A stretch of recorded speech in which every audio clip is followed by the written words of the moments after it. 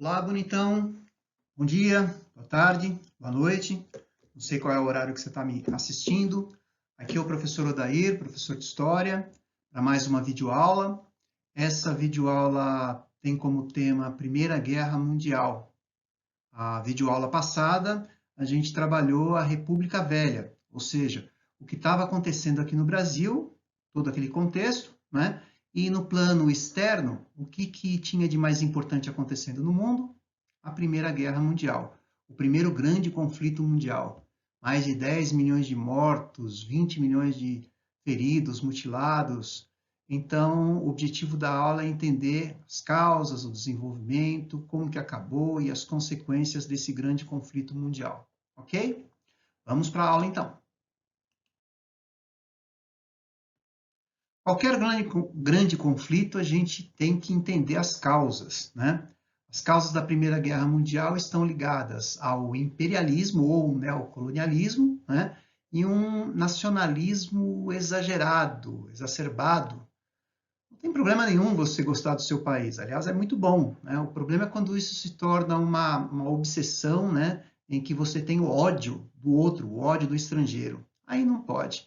E isso tinha muito na Europa naquele começo do século XX, por quê? Porque havia revanchismos, né? A França, por exemplo, tinha ressentimentos muito fortes com relação à Alemanha, porque tinha tido uma guerra, a Guerra Franco-Prussiana, em 1870, e a Alemanha obteve nessa guerra o território que era da França de Alsácia-Lorena, um rico território, né, com minérios e tudo mais, que passou para a Alemanha. Então havia esse grande sentimento, esse grande ressentimento dos franceses, né, em relação aos alemães.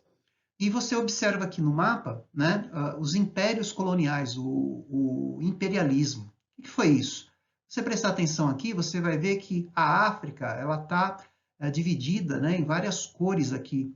Cada uma dessas cores representa um país europeu que dominou, que tornou essa região colônia desse país.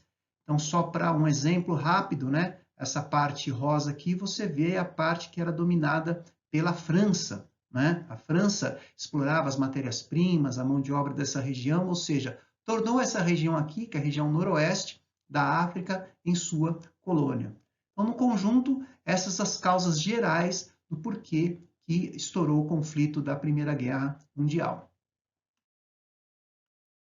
É importante também entender no momento anterior à Primeira Guerra, em face de todos esses ressentimentos, em face de todo esse ódio, formou-se blocos militares, né?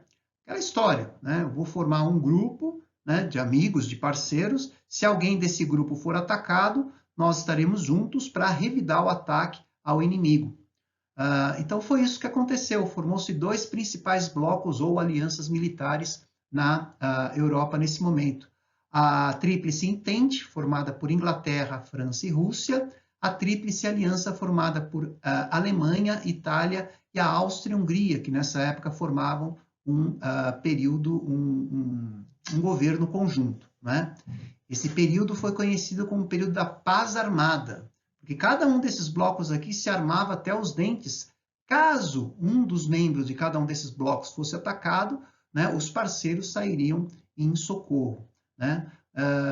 A situação era tão complicada em termos de ressentimentos, de ódio naquela época, que a guerra quase que estoura já em 1905, a famosa questão marroquina. Marrocos, um país no noroeste da África, era disputado pelas três principais potências, né? A Inglaterra, a França e a Alemanha. E aí, se não fosse um acordo diplomático celebrado naquela época, né, a guerra já poderia começar ali, porque os alemães queriam tomar conta do Marrocos, que era uma colônia francesa. Por conta dos acordos diplomáticos firmados, é que o conflito não aconteceu nesse período. E veja, se você está prestando atenção direitinho na aula até agora, você percebeu que o clima era muito ruim, clima muito pesado, né?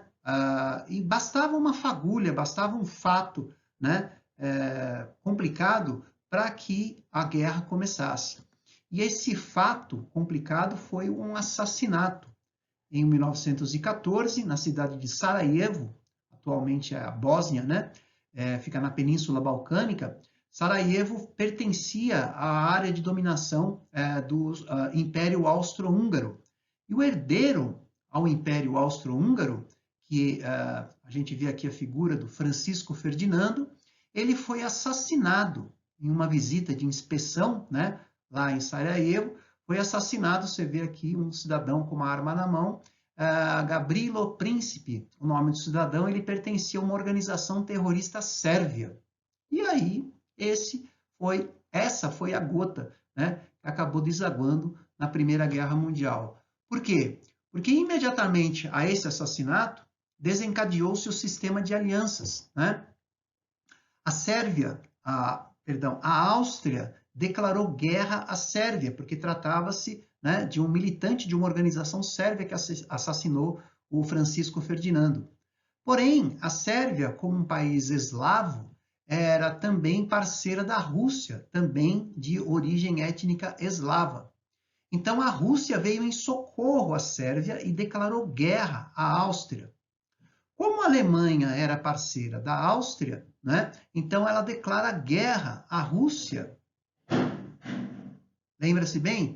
A Rússia fazia parte da Tríplice Entente, né, do qual tinha também a França e a Inglaterra. Como os alemães declararam guerra à Rússia, ingleses e franceses também declaram guerra à Alemanha. E, bom, aí a guerra tem início efetivamente, 1914. E a gente pode dividir, né, a Primeira Grande Guerra, em 3 grandes fases. A guerra de movimento, onde os exércitos, né, as tropas vão se movimentando no interior da Europa, né, alguns combates acontecem, mas combates mesmo já é na fase das trincheiras, da guerra de posição de trincheiras, que começa em 1915, efetivamente, os combates mais sangrentos, mais violentos, né?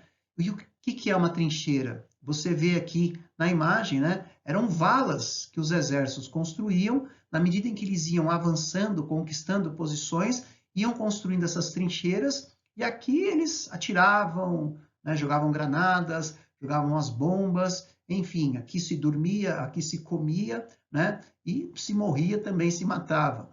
Então, durante um período, a Europa foi, né, parecia um formigueiro, né? Trincheiras em tudo quanto era canto, onde os exércitos se alocavam para fazer os seus ataques. E a fase final, já sem as trincheiras, já era combate aberto, porque foi nessa época da guerra que inventou-se os tanques. E os tanques, como vocês veem aqui, eles avançavam para cima das trincheiras tranquilamente, e foi uma arma poderosa, né, usada por ingleses e franceses para derrotar, para atacar o inimigo, principalmente o inimigo alemão. Então, a última fase é denominada de guerra de movimento, que é a fase final.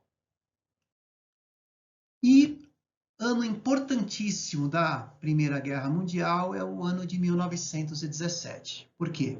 Porque a Rússia saiu do conflito, a Rússia estava passando por uma revolução, a Revolução Socialista, né, onde os trabalhadores assumiram o poder, e a Rússia, então, você vê aqui na imagem, chama os alemães, principal líder da Tríplice Aliança, e declara que não mais ia participar da guerra, assina um tratado de nome difícil de falar, Brest-Litovsk, e se retira oficialmente da guerra. Aí você pode imaginar, puxa, mas se a Rússia sai da guerra, significa então que o outro lado ia estar fortalecido e a Tríplice Entente enfraquecida. No entanto, nesse mesmo ano, um outro país muito forte, né, que já despontava como uma potência econômica, entra na guerra, os Estados Unidos. E por quê? Porque você vê aqui um dos navios transatlânticos norte-americano afundando por conta de submarinos alemães. Torpedearam vários, esse aqui é só um, mas foram vários navios americanos que os alemães afundaram, e a população norte-americana passa a fazer uma série de manifestações para que o presidente norte-americano, Woodrow Wilson, declarasse guerra à Alemanha. E isso acontece no ano de 1917. E, bem, é de se imaginar que, para o lado que os norte-americanos, Estados Unidos entrassem, certamente seria o lado vencedor da guerra. Porque tropas descansadas, armas novinhas em folha, né? e isso acontece logo no ano seguinte. Estados Unidos entrou na guerra em 1917, logo em 1918 a guerra vem ao fim, acaba. Por quê? Porque a Alemanha já estava praticamente sozinha na guerra. Seus parceiros, a Áustria-Hungria, já havia saído, através de rendição da guerra, os alemães sozinhos praticamente enfrentavam as tropas da Tríplice Entente. Acontece que dentro da própria Alemanha também estava acontecendo, né, movimentos sociais, né, de grupos contrários à guerra, né, e por conta disso tudo não havia mais condição política para a Alemanha continuar, política e militar para a Alemanha continuar na guerra. Inclusive, a gente observa aqui, ó, o imperador Guilherme II, em novembro de 1918, 9 de novembro, ele sai do poder, ele é destronado do poder, porque não havia mais condição de continuar governando, assume agora um novo tipo de governo na Alemanha, que era um governo de república, e 2 dias depois declara-se a rendição, ou seja, aqui, né, numa região na Bélgica, você vê as principais lideranças, tanto da Entente quanto da Alemanha, né, assinando as condições da rendição alemã. E isso acontece no dia 11 de novembro de 1918. Bom, e aí, com o fim da guerra, os países vencedores se reúnem em Versalhes. Versalhes fica na França e assinam um Tratado de Versalhes.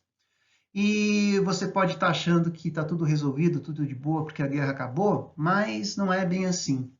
Porque as condições, as punições que os países vencedores colocaram para os alemães não foi apenas uma punição, foi uma verdadeira humilhação, né?